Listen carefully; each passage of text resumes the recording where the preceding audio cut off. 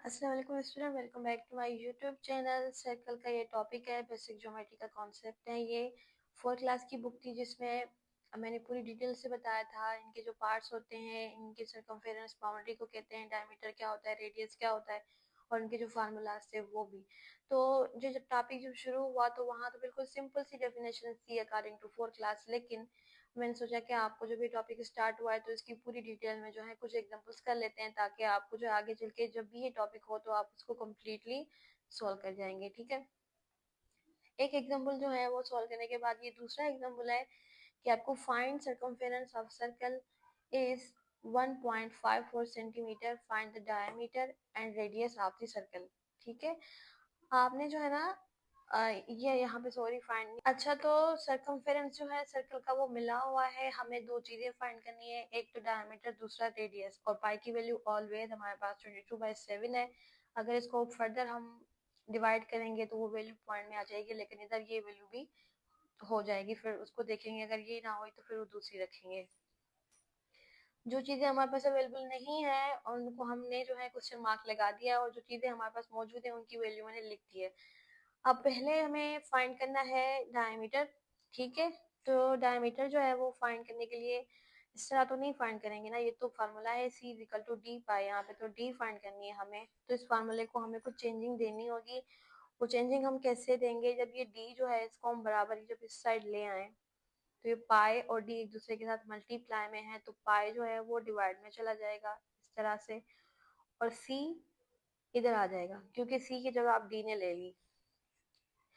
अब हमारे पास फार्मूला सेट हो गया है। अब इस वाले फार्मूले पे नहीं, इस वाले फार्मूले पे हम सॉल्व करेंगे डायमीटर। हम देखेंगे डायमीटर हमारे पास कितना आता है। ठीक है, सरकमफेरेंस की वैल्यू मौजूद है, हम वो लिखेंगे 1.54 सेंटीमीटर। पाई की वैल्यू हमारे पास मौजूद है जो कि है 22/7। अब इनको सॉल्व करते चलेंगे। इस पहले 7 जो है यहाँ डिवाइड में है, इसको हम मल्टीप्लाई में शिफ्ट कर देते हैं। हम इसका स्टेप एक और बढ़ा देते हैं, 1.54 सेंटीमीटर। उसके बाद जो है 22 इधर ही रहेगा, ये 7 जो है इधर मल्टीप्लाई में आ जाएगा। अब इन दोनों का आपस में मल्टीप्लाई कराएंगे तो फिर हमारे पास कुछ इस तरह से वैल्यू बनेगी 10.78 सेंटीमीटर। मैं जो है कैलकुलेटर पे जल्दी जल्दी करती जा रही हूँ, आप जो है सॉल्व कीजिएगा।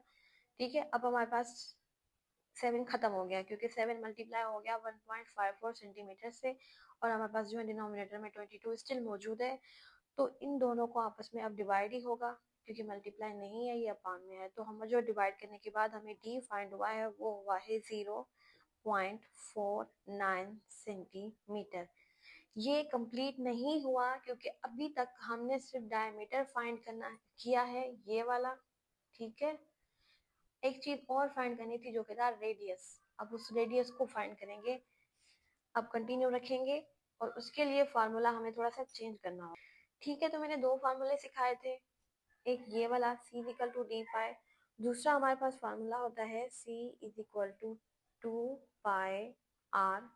अब आप देखें रेडियस तो इसी से फाइंड होगा, जब हम इस r को बराबर की इस साइड ले आएंगे, ये 2 पाई जो है इसके साथ मल्टीप्लाई में था तो ये तो हमारे पास डिवाइड में चला जाएगा और C इसकी जगह ले लेगा क्योंकि C की जगह r ने ले ली। अब जब फार्मूला हो गया है तो हम जो जो वैल्यूज हमारे पास मौजूद हैं वो वैल्यूज हम रखेंगे। जैसे कि हमारे पास सर्कमफेरेंस की वैल्यू मौजूद है वो 1.54 सेंटीमीटर है। 2 ये खुद अपने फार्मूला का है, ये इसके साथ मल्टीप्लाई में है तो हम इसको भी मल्टीप्लाई में ही लिख देते हैं, और 22/7 पाई की वैल्यू है। अगेन हम इस 7 को डिवाइड से हटाकर मल्टीप्लाई में कर देंगे। मैं जो हूँ वो स्टेप ज़्यादा कर रही हूँ ताकि आपको समझने में मुश्किल ना हो।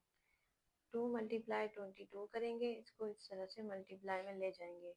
अगर आपको थोड़ी सी भी मैथ की स्टेप पता है ना तो आपको बिल्कुल मुश्किल नहीं होगी। अब इन दोनों को आपस में मल्टीप्लाई कर देंगे, पहले ये रहने देंगे जिस तरह है, नहीं पहले ऐसे करते हैं, 7 को इसके साथ मल्टीप्लाई करा देते हैं तो आ जाएगा हमारे पास 10.78 सेंटीमीटर।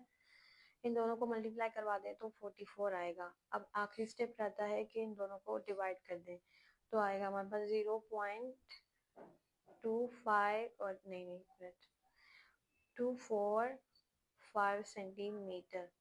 अब हम कह सकते हैं कि ये हमारा कंप्लीट हो गया क्योंकि हमने डायमीटर भी फाइंड कर लिया और हमने रेडियस भी फाइंड कर लिया, और प्लस हमने ये भी सीखा कि किस तरह से जो है फार्मूलाज जो है वो चेंज होते हैं।